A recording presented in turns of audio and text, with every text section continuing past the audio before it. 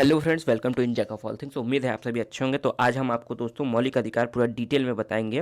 पिछले वीडियो में बेसिक आपको बता दिया गया है, डिटेल में मौलिक अधिकार जानते हैं। चलिए शुरू करते हैं। तो दोस्तों आज हम आपको संविधान के भाग 3 इसमें मौलिक अधिकार हैं उसके बारे में पूरा डिटेल में बताएंगे कि भाई 12 से 35 तक अनुच्छेद में क्या है, अनुच्छेद संविधान में उसमें अनुच्छेद के साथ क्या डिटेल में लिखा हुआ है, चीज़ें हैं 12 से 35 तक सारा, मतलब आपको पूरा आज मौलिक अधिकार समझा देंगे। तो आइए देखते हैं। तो पिछली वीडियो में कुछ चीज़ें बेसिक आपको बताई थी, नहीं देखा है तो वीडियो जाके देखिए। उसके बाद यहाँ ये थोड़ा सा डिटेल है, वो बेसिक वाला वीडियो है। तो पहले अपना बेसिक कॉन्सेप्ट आप क्लियर करिए। बेसिक आप क्लियर करने के बाद यहाँ आइए तो ये वीडियो आपको जल्दी समझ में आएगी और आसानी से भी समझ में आ जाएगी। तो कंटिन्यू करते हैं। देखिए 12 से 35 तो 12 जब स्टार्ट होता है तो अनुच्छेद 12, तो इसमें देखिए परिभाषा दी गई है कि भाई मौलिक अधिकार होते क्या हैं, क्यों होते हैं, चीज़ें हैं, राज्य के परिभाषा वगैरह, इसमें परिभाषा दिया हुआ है। ठीक है। उसके बाद अनुच्छेद 13 है। देखिए हाँ, अनुच्छेद 13 देखिए मूल अधिकारों के असंगत या उसकी अल्पीकरण करने वाली विधियाँ। ठीक है। तो जैसे मूल अधिकार है उसको इम्प्लीमेंट करना है, हटाना है, या कुछ चीज़ें थोड़ा मोड़ा अंतर करनी है, उसके बारे में यहाँ बताया गया। और इसमें ये भी चीज़ बताता है कि कोई राज्य या कोई ऐसी विधि नहीं बना सकता जो इसका अतिक्रमण करे। ठीक है। मतलब कोई आपके खिलाफ ऐसी विधि नहीं बना सकता संसद में आगे से कि आपका ये कोई मौलिक अधिकार छीना जा सके। जैसे इमरजेंसी लगा था तो इमरजेंसी में छीन लिया गया था, लेकिन सारे कुछ आप नहीं छीन सकते। कुछ एक दो चीज़ें होती हैं जिसमें आपको थोड़ा सा बाउंड किया जाता है, थोड़ा सा प्रोहिबिटेड किया जाता है, लेकिन पूरी तरह से छीना नहीं जा सकता। तो उसमें यही बताया गया कि भाई कोई ऐसा विधि नहीं बना सकता कि आपका मौलिक अधिकार वो छीन ले। ठीक, चलिए आगे देखते हैं। ये देखिए अब यहाँ से स्टार्ट होता है। तो पहला वाला ऑप्शन हमारा क्या था, समस्त शोध संस्कृति के उपचार। तो ये देखिए सम से समता या समानता एक ही चीज़ होता है, तो सम ये हो गया। ठीक है। तो ये यहाँ से मेन खेल चालू होता है। 14, तो अनुच्छेद 14 में क्या है, विधि के समक्ष समानता। तो कहने का मतलब ये है कि भारत के जितने भी नागरिक हैं, बच्चा हो, पुरुष हो, वृद्धा हो, जवान हो, हिंदू मुस्लिम सिख ईसाई जो भी हो, सबके लिए विधि के रूप से सबको एक समान है, किसी में कोई भेदभाव नहीं है। अच्छा, अनुच्छेद 15 क्या कहता है कि धर्म, मूल, वंश, जाति, लिंग, जन्म स्थान आधार पे विभेद या भेदभाव नहीं किया जाएगा। तो ये सब एक समान होगी, इसके बारे में बताया गया है। अच्छा, अनुच्छेद 16 क्या कहता है कि लोक नियोजन के विषय में अवसर की समानता। तो कोई चीज़ें आएंगी, कोई ऑफर आएगा, कोई स्कीम आएगी, या कोई जो हित में आता है, सरकार कोई चीज़ लागू करती है तो सबके लिए बराबर होगा, किसी को कम ज़्यादा ये चीज़ें नहीं होगा। ठीक, यहाँ तक तो सिंपल है 14, 15, 16। अब देखिए 17 थोड़ा सा अलग है। क्या है इसमें, अस्पृश्यता का अंत। ठीक है। तो इसमें क्या होता है, अस्पृश्यता पहले जाता था ना कि छुआछूत है, अछूत बिरादरी, ये चीज़ें, तो अब वो खत्म हो चुका है। अब आप कैटेगरी वाइज सिर्फ 4 हैं, जर्नल हैं, ओबीसी, एससी, एसटी, खत्म है। लेकिन इसमें अस्पृश्यता नहीं, आप भाई किसी को भी छू सकते हैं, सब लोग एक समान रूप से, भाई कहीं जगह है वहाँ पानी पी सकते हैं। तो वो बी आर अम्बेडकर वाला समय नहीं है कि भैया आप क्लास में अलग बैठेंगे, आपसे एकदम अलग भेदभाव होगा, आपको कोई छुएगा नहीं, आप किसका छुआ कोई खाएगा नहीं, वो चीज़ें खत्म कर दी गई। तो ये अनुच्छेद 17 उसी बारे में बताता है। अच्छा, अनुच्छेद 18 देखिए, ये भी क्या है, ये उपाधियों का अंतर। पहले अलग अलग लोगों को अलग अलग उपाधि मिलती थी, भैया ये जमींदार हैं, ये वो हैं, ये फलाना है, ढिमकाना है, वो चीज़ें अब खत्म हो गई। अब सिर्फ आपका टाइटल चलेगा और आप भारत के संविधान के हिसाब से एक नॉर्मल इंसान है, चाहे वो किसी भी कास्ट का चीज़ें हो, सब लोग एक नॉर्मल है, कोई विशेष किसी को कोई दर्जा वगैरह चीज़ें नहीं प्राप्त है। चलिए, तो ये 14 से 18 हो गया, यानी ये समता का अधिकार। ठीक है। अब दूसरा स्वतंत्रता का अधिकार। तो स्वतंत्रता का अधिकार हम आपको बताए थे 19 से 22 तक है। तो आइए इसको देखते हैं। तो देखिए 19 में क्या, वाक्य स्वतंत्रता आदि विषयक कुछ अधिकारों का संरक्षण। तो देखिए ये बोलने की स्वतंत्रता है। ठीक है, प्रेस को स्वतंत्रता है तो इसी में मिली है 19 में। प्रेस को बोलने की स्वतंत्रता है, लोगों को बोलने की बात करने की आज़ादी है, तो इस पर कोई रोक नहीं लगा सकता है। 19A में प्रेस की स्वतंत्रता है। अच्छा, प्रेस की स्वतंत्रता में एक चीज़ और है, उसको थोड़ा सा बाउंड किया गया, उसमें करेक्शन किया गया। क्या वो था, 26/11 वाले में एक तो कौन रिपोर्टर था, अपने एनएसजी कमांडो उतर रहे थे, ये जाके लाइव रिपोर्टिंग कर दिया, और फिर ताज होटल में से आतंकवादी आए ऊपर छत पे और 3-4 एनएसजी कमांडो को मार दिए। तो वहाँ पे करेक्शन किया गया उसके बाद कि भाई कॉन्स्टिट्यूशन में प्रेस को बोलने की आज़ादी है, चीज़ें कवरेज करने की आज़ादी है, ठीक है, प्रेस की स्वतंत्रता है, लेकिन उसको बाउंड कर दिया गया, लिमिट लगा दिया कि जो भी चीज़ देश के अहित में जाए उस चीज़ को आप, वो स्वतंत्रता आपको ऐसी नहीं मिलेगी कि पता चला भाई ये कोई इंपॉर्टेंट है और कोई खुफिया चीज़ें आप उसको लाइव कवरेज कर दे रहे हो, तो भाई देश के अहित में या देश के खिलाफ जो लोग हैं उनके फायदे में हो जाएगा ना वो चीज़, तो देश के लिए बुरा है, तो उस चीज़ पे बाउंड लगा दिया गया। अब ऐसा नहीं है, अब कुछ लिमिट हो गई है कि बस उतना ही आप दिखा सकते हैं, चीज़ें कर सकते हैं जो देश के हित में हो, अहित में ना जाए। अहित में जाएगा तो आपको उसको रोकना है। अब खुला छूट नहीं है कि भाई कुछ भी आप दिखा दियो, न्यूक्लियर प्रोग्राम दिखा दियो आप, तो ऐसा नहीं कर सकते हो। ठीक है, तो ये प्रेस में ठीक किया गया है। आगे देखते हैं, अपराधों के लिए दोष सिद्धि के संबंध में संरक्षण। तो देखिए क्या होता है, ये 20 बहुत इंपॉर्टेंट है कि भाई जब आपको दोष सिद्ध करना पड़ेगा, ऐसा नहीं कि आपको कि भाई किसी के लिए सीधे उठा लियो और भाई चीज़ें नहीं है, तो आपको उसकी दोष सिद्धि करनी पड़ेगी, कोर्ट को बताना पड़ेगा कि भाई ये दोषी है इस चीज़ में, ठीक है, तभी आप उस पर एक्शन ले सकते हो। नहीं आप सीधे वो नहीं कर सकते, पुलिस में आपको बुलाया जा सकता है, इंटेरोगेशन के लिए बुला सकते हैं, आपको जबरी बैठा नहीं सकते, चीज़ें नहीं कर सकते हैं, ठीक है, और अगर बैठा भी लिया तो 24 घंटे से ज़्यादा नहीं बैठा सकते हैं, ठीक है, तो वो इसके विषय में बताया गया है। अच्छा 21 में क्या है, प्राणदैहिक स्वतंत्रता, ठीक है, तो मतलब आपका कोई भी कानून आ जाए, कुछ भी आ जाए, आपके जीने खाने की और उसमें नहीं कर सकता है, ठीक है, तो उसके बारे में बताया गया है। दैहिक स्वतंत्रता आपकी इसी में आती है। इसी में कुछ लोग देखिए एक तो वीडियो बनाते हैं ना कि भाई राइट टू प्राइवेसी वगैरह, वो चीज़ें भी सब इसी में आती हैं, ठीक है, कि आप अगर आपके दैहिक की आपकी स्वतंत्रता, आप कुछ भी कर सकते हैं, ठीक है। तो आगे देखते हैं, उसका 21 का है भाई 14 वर्ष से कम के बच्चे, मतलब 6 से 14 वर्ष के बच्चों को शिक्षा का अधिकार, तो ये 21 का में दिया हुआ है, तो बच्चों को निःशुल्क शिक्षा का अधिकार है, ये 21 का में बताया गया। अच्छा 22 अनुच्छेद 22 देखते हैं, कुछ दशाओं में गिरफ्तारी और निरोध का संरक्षण। तो देखिए कुछ दशाओं में भाई आपकी गिरफ्तारी हो सकती है और उससे बचाव भी हो सकता है, तो उसके विषय में 22 में डिटेल में बताया गया है कि भाई कब आपको पुलिस गिरफ्तार कर सकती है, कब नहीं कर सकती है, अगर गिरफ्तार कर लिए तो कैसे आप कार्यवाही आगे कंटिन्यू करेंगे, उसके बारे में इस सब में बताया हुआ है। चलिए ठीक है, तो ये स्वतंत्रता हो गया। अब आ गया शोषण का अधिकार, ठीक है, तो शोषण मतलब तीसरा पॉइंट अपना है, तो शोषण में देखते हैं, देखिए दो ही है इसमें। तो पहला क्या है, अनुच्छेद 23 है, तो 23 क्या कहता है कि भाई मानव के दुर्व्यवहार और बालाश्रम का प्रतिषेध। तो भैया आपके साथ कोई भी दुर्व्यवहार नहीं कर सकता है, आपको जबरी श्रम नहीं करा सकता, और बच्चों से काम तो एकदम ही नहीं करा सकता, इसके बारे में मना किया गया है, प्रोहिबिटेड है ये कि ये चीज़ें नहीं हो सकती। इसके लिए आपको, तो आपका कोई शोषण करे तो आपके पास ये अधिकार है कि भाई आप जबरी उससे कोई काम न लें, जबरी आपसे कोई करे तो आप उसकी कंप्लेन कर दें, आप स्वतंत्र रहें इस चीज़ के लिए कि आपसे कोई जबरी न करे। भाई होता है ना, पहले लोग करते थे भाई मारपीट के जबरी काम कराते थे, तो अब वो चीज़ें नहीं है, आपकी मर्जी है तो आप काम करिए, नहीं है तो नहीं करेंगे भैया। 8 घंटे 10 घंटे की ड्यूटी है, तो भाई उससे ज़्यादा आप अगर आप करेंगे तो आपकी मर्जी है तभी आप करेंगे, आपको ओवर टाइम मिल रहा है, आपका मन है, चीज़ें आपका संबंध है, तब तो आप कर दीजिए, जबरी आपसे नहीं करा सकता मारपीट के। तो ये पहले अंग्रेजों के ज़माने में था, जब से आज़ादी मिली तब से ये चीज़ें हट गई। अंग्रेज तो 12-12 घंटे और 14-14 घंटे काम कराते थे, तो वो चीज़ें अब खत्म कर दी गई, तो ये उसी के बारे में है। चलिए अनुच्छेद 24 देखते हैं, कारखानों आदि में बालकों के नियोजन का प्रतिषेध। तो देखिए क्या है कि यहाँ पे बालकों का काम, भाई बच्चों से काम कराते थे लोग, ठीक है, चाइल्ड लेबर, तो वो चीज़ को ख़त्म कर दिया गया है। लेकिन कुछ इमरजेंसी केसेस होते हैं, चीज़ें होती हैं जो 14-15 साल से ऊपर के होते हैं, इनके परिवार में दिक्कत होती है, तो वो काम करते हैं या माता पिता के साथ ही काम करते हैं या अपने परिजनों के साथ ही काम करते हैं, तो उनके लिए पूरा चीज़ें दी जाती है कि भाई आप काम करो, आपकी जितना लिमिट है उतना ही करोगे, भाई आप 2 ढाई 3 घंटे करोगे, बेसिक काम करोगे, सीखोगे, हेल्पिंग करोगे, और उसके बाद उनके पूरे सब चीज़ों की व्यवस्था की जाती है, पढ़ाई और स्वास्थ्य वगैरह की, उसके बारे में इसमें बच्चों के हित के बारे में सब कुछ बताया गया है, ठीक है। पहली बात तो ये वो काम नहीं कर सकते हैं, लेकिन अगर किसी मजबूरी वो काम करते हैं और 15 साल से ऊपर के हैं, 15 16 17 18 साल के हैं, तो उनके लिए पूरा डिटेल वहाँ पे सब कुछ होता है कि भाई उनके हिसाब से उनको काम किया जाए, छोटा मोटा काम हो, ज़्यादा लंबा ना हो जिसमें उनको परेशानी हो, तो कंफर्ट जोन तक उसको ध्यान में रखें, तो इसके बारे में 24 में बताया गया है, ठीक है। अगला देखते हैं धार्मिक स्वतंत्रता, ठीक है, तो शोषण के विरुद्ध हो गया तो अब धार्मिक स्वतंत्रता आएगी, तो धार्मिक स्वतंत्रता देखते हैं, तो देखिए क्या है, अनुच्छेद 25 क्या कहता है, अंतःकरण की और धर्म के आबाद के रूप से मनाने, आचरण और प्रचार करने की स्वतंत्रता।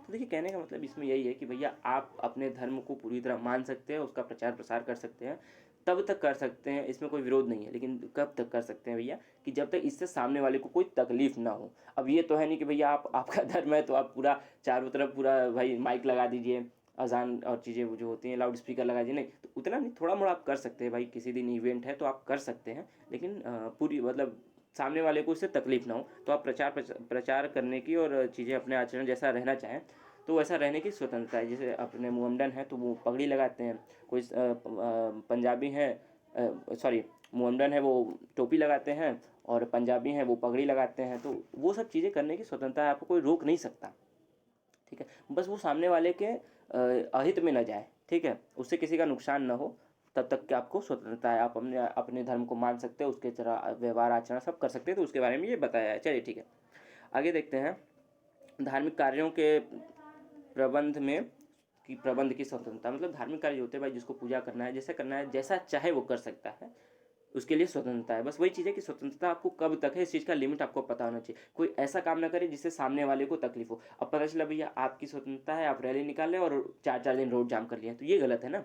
तो आपको उसको मैनेज करके चलना है कि भाई रोड भी जाम ना हो और आप भी करिए, ये आपकी जिम्मेदारी भी है। इस चीज़ को हर इंसान को समझना भी चाहिए कि भाई आपको स्वतंत्रता मिली है, तो इसका ये मतलब नहीं कि आप सामने वाले को, पता चला बगल में हॉस्पिटल है और आप यहाँ जोर जोर से नगाड़े ढोल ताशे बजा रहे हैं, तो वो चीज़ें नहीं है। वो अंडरस्टैंडिंग की चीज़ें हैं कि भाई आपको संविधान से ठीक है, आपको परमिशन है, लेकिन अतिक्रमण ना करिए आप उसका। उसकी किसी चीज़ की अति भली अच्छी नहीं होती है। कहावत है ना, अति का भला न बोलेना, अति की भली न चूप, अति का भला न छाँव का, अति की भली न धूप। तो वो चीज़ें ना हो, बाकी इंसान को भी अंडरस्टैंड करना चाहिए। चलिए अगला देखते हैं 27। क्या है, किसी विशिष्ट धर्म की अभिवृद्धि के लिए करो या क्या है, संदाय के बारे में स्वतंत्रता। देखिए भैया आपको कोई कर वगैरह नहीं देना है, उसको आप बढ़ा सकते हैं चीज़ें। अब पहले वाला नहीं है ना कि पहले भाई जजिया कर चलता था, भाई आपको पूजा पाठ करना है, नदी में नहाना है तो कर दीजिए, मुगलों के समय में। अब वो चीज़ें नहीं है भैया, आप उसको बढ़ा सकते हैं, सब कुछ सही है, आपको कोई कर नहीं देना है, सब फ्री है, ठीक है। अगला है 28। 28वां क्या है, कुछ शिक्षा संस्थाओं में धार्मिक शिक्षा या धार्मिक उपासना में उपस्थित होने के बारे में स्वतंत्रता। तो भैया होता है ना भाई, कुछ लोग जाते हैं, ये संस्थान है, ये चीज़ें हैं, ये अपना फाउंडेशन है, तो उसमें आप अब जुड़ सकते हैं भैया, आपको कोई रोकेगा नहीं, ठीक है। कोई लोग विश्व हिंदू परिषद में जुड़ रहे हैं, कोई लोग कहीं जुड़ रहे हैं, कोई बुद्धिज्म में जुड़ रहे हैं, ठीक है, कोई पारसियों के लिए सपोर्ट कर रहे हैं, कोई कहीं, आप तो भाई कोई किसी संस्थान में जुड़ रहा है तो आप जुड़ सकते हैं, आपको उसके लिए कोई रोकेगा नहीं। आपको कोई पूजा पाठ उपासना चीज़ें करनी है तो आप कर सकते हैं, आपको कोई रोकेगा नहीं। ये सब धार्मिक स्वतंत्रता में इतने सारे आपके अधिकार हैं, 25 से 28 तक, 29 नहीं आएगा, 25 से 28, ठीक है। ये दोनों आपको समझा दिए। चलिए आखिरी अब अगला देखते हैं, संस्कृति। हाँ, तो संस्कृति और शिक्षा के विषय में अधिकार, तो देखते हैं इसको।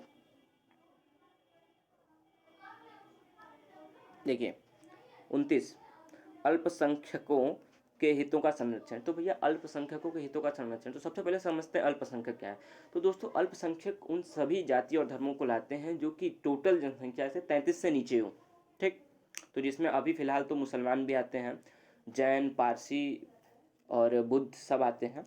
तो हालांकि अब मुसलमानों की जनसंख्या 33 के ऊपर हो गई है, अब उनको अल्पसंख्यक से हटा देना चाहिए। हालांकि ये मेरा चीज़ है, अपना अपना विचार है, इस पर संसद उस पर लेगी, खैर। तो यही होता है अल्पसंख्यक, तो उनके हितों के लिए भाई, वो चूंकि उनकी माइनॉरिटी है तो उनके हित में होना चाहिए, कोई काम उनके हित में ना हो उसका ध्यान रखने के लिए वो 29 बताता है। इसमें फिलहाल तो बुद्धों को और पारसियों को ज़्यादा ध्यान रखना चाहिए, हमारे पंजाबी भाई भी कम है, सिख को जनसंख्या कम है, तो इन लोगों को भी थोड़ा सा ध्यान देना चाहिए, सबको इक्वलिटी मिले, सब कुछ स्वतंत्र है, सबको अच्छा है, किसी के साथ कोई दुर्व्यवहार और गलत चीज़ें ना हो, उसके बारे में बताता है कि अल्पसंख्यकों के हितों का संरक्षण, ठीक। अच्छा 30 क्या कहता है कि शिक्षा संस्थाओं की स्थापना और प्रशासन करने का अल्पसंख्यकों के वर्गों का अधिकार। तो वही सब चीज़ें जैसे बताए थे भाई, उनको भी पढ़ना और चीज़ें स्थापना करना, प्रशासन करना है, तो अपना कर सकते हैं अल्पसंख्यकों के लिए, ये सब उसके बारे में बताया हुआ है। अच्छा 31 देखिए, वही आपको हम बताए थे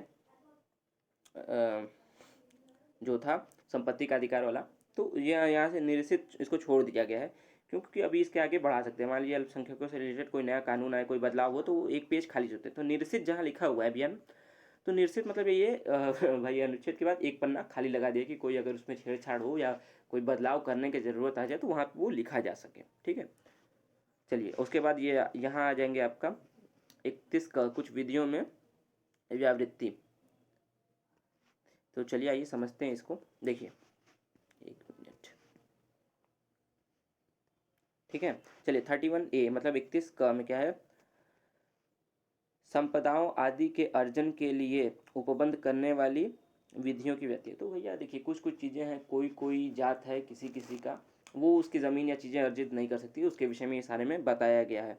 कुछ अधिनियमों और विनियमों का विधि मान्यकरण है, ठीक है। तो उसके बारे में बताया गया कि भाई कौन सी अधिनियम है, कौन सी विधि है, उसके हिसाब से क्या प्रोसेस होगा, इसका सब डिटेल। ये सारा देखिए क्या है कि ना, ये कोर्ट मतलब विधिक अधिकार के रूप में किया, तो विधिक की क्या प्रक्रिया है उसके बारे में ये सारा क तीनों है, ये सब बताया गया है। कौन, 44वां संविधान संशोधन 1978, जिसमें संपत्ति का अधिकार मौलिक अधिकार से हटा के विधिक अधिकार में ले गया था, तो ये उसी के अंदर का सारा डिटेल है, ठीक है।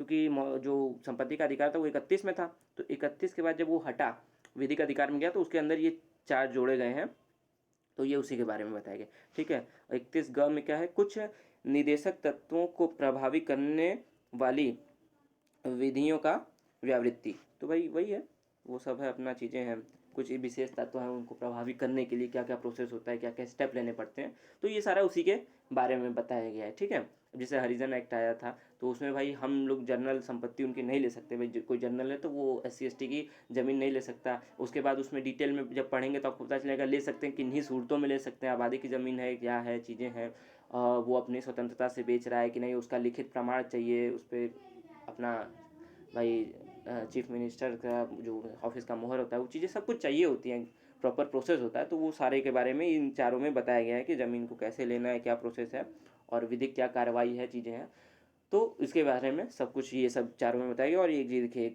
31 घ है तो निर्सित, निर्सित में क्या है भैया, वही चीज़ है, एक पन्ना खाली छोड़ दिया गया है भैया कि इसमें कोई फेरबदल हो, कोई बदलाव आए तो आपको इसमें बता दिया है, मतलब आप उसमें लिख सकते हैं कि भाई अब ये चीज़ यहाँ से बदलाव आ जाए, कोई संशोधन हो, कुल मिला के तो संशोधन हो तो यहाँ पे लिखने के लिए एक पन्ना खाली होता है। और आखिरी देखिए संवैधानिक उपचारों का अधिकार, जिसको BR अम्बेडकर ने, बाबा साहब ने अपने संविधान की आत्मा का, ये सबसे इंपॉर्टेंट है। तो इस भाग में ये अनुच्छेद 32 है और 32 का एक निर्सित यहाँ भी है। ठीक है, तो सब में आपको मिल जाएगा। इसको समझते हैं 32 क्या है, इस भाग द्वारा प्रदत्त अधिकारों को प्रवर्तित कराने के लिए उपचार। ठीक है, कोई चीज़ें हैं आपको चेंज करना है तो क्या उपचार है, कैसे चेंज कर सकते हैं और कितना चेंज कर सकते हैं। ऐसा नहीं कि भाई अब संविधान में जैसे है तो आप उसको चेंज थोड़ा मोड़ा कर सकते हैं, लचीला है, लेकिन इतना भी नहीं कि एकदम आप मोड़ दीजिए उसको, अपने मन से कुछ भी कर दें, तो वैसा नहीं कर सकते। तो संसद को क्या है, राइट है कि वो भाई विधि बना सकता है, कानून बना सकता है, ये संशोधन कर सकता है संविधान में, लेकिन बहुत ज़्यादा नहीं कर सकता, उसका बेसिक स्ट्रक्चर नहीं बिगड़ना चाहिए, इतना ही संशोधित कर सकते हैं। तो ये उसी के बारे में है। तो दोस्तों इतनी ही थी वीडियो, आपको हम डिटेल में सारा बता दिए। ठीक है, कि भाई वो क्या है संवैधानिक। ठीक है, यहाँ तक है, 35 तक आपको पूरा ही बता दे रहे हैं। देखिए क्या, इस भाग द्वारा प्रदत्त अधिकारों का बलों आदि को लागू होने वाले उपांतरण कराने की संसद की शक्ति, वही चीज़ है कि भाई शक्ति है कानून बनाने की संसद को, लेकिन कैसे बनाना है, कितना बनाना है, उसका भी लिमिटेशन है, वो सब इसी सब में बताया गया है। 33 ये हो गया। अब 34 क्या कहता है आपका, कि जब किसी क्षेत्र में सेना विधि प्रवृत्त है तब इस भाग द्वारा प्रदत्त अधिकारों पर निर्बंधन। तो भैया जहाँ सेना है वहाँ पे कुछ लिमिट्स आ जाती हैं, वही वहाँ अलग प्रोसेस चलता है, जनरल मतलब नागरिकों के लिए अलग प्रोसेस चलता है, तो वहाँ पे इसके बारे में बताया गया। और क्या है 35 लास्ट है ये अपने मौलिक अधिकारों का, इस भाग के उपबंधों को प्रभावी करने का विधान। तो भाई उपबंध जो है उसको प्रभावी कैसे कराना है, भाई कुछ जगह लोग नहीं मानते हैं तो उसको मनवाने के लिए ये चलता है। तो दोस्तों यही था वीडियो। अगला अब कभी हम आपको नीति निर्देशक तक तो पूरा टॉपिक वाइज हमको आपको जैसे समझाए हैं वैसे इसको भी हम समझा देंगे। तो ये अगला पॉइंट है नीति निर्देशक तक, तो भाग 4 है। ठीक है, 36 से 51 है अनुच्छेद इसका। तो फिलहाल आपको हम इतना ही बता रहे थे कि मौलिक अधिकार का एक एक आपको अनुच्छेद डिटेल में समझा रहे थे। उम्मीद है आपको समझ में आ गया होगा। और वीडियो पसंद आई तो लाइक शेयर सब्सक्राइब करिए। कोई कमी लगी हो या कोई आपको सवाल हो तो कमेंट बॉक्स में आप हमें कमेंट लिख के पूछ सकते हैं। तो वीडियो देखने के लिए बहुत बहुत धन्यवाद। फिर मिलते हैं, बाय बाय।